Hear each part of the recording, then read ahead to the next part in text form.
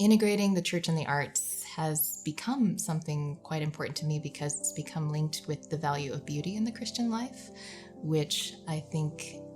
for our particular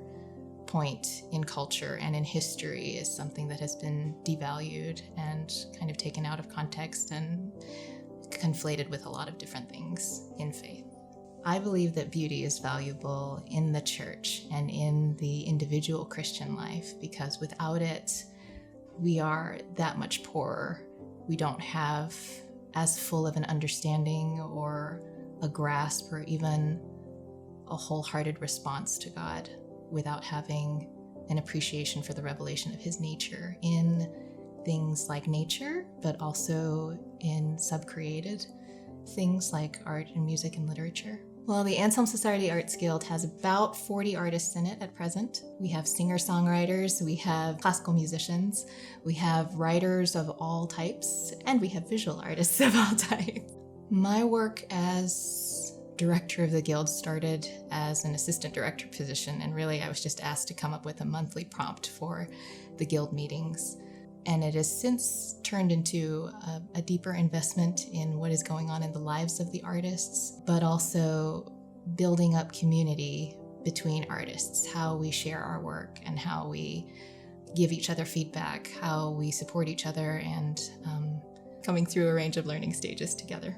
I think one of the unique things about the Guild is that because we have artists from different disciplines, we're able to bring lots of different perspectives and receive different types of insights into how we make art. Because when we have a potter bring out her work and show us this is how she glazed or sculpted or planned out the process of her work, it's obviously going to be very different from a poet talking about how he made the selections for his verses. And we've kind of had a comment running for a while in the Guild that if we ever get too big to accommodate everybody in one meeting, we definitely don't want to split up into separate crafts because there's such a richness and a diversity in the perspectives and in what everybody brings to the table. We get to have a lot of vulnerability in that process. And the Guild, as a wider part of the Anselm Society, really benefits from the interplay between not just artists, but artists and patrons and artists and the clergy in the church and the theological discussions that are going on. And I think that's what makes it a really unique and wonderful place to grow for individual artists. But I think the great work of the Guild as a whole is to focus on the whole formation of the artist so that out of greater health comes greater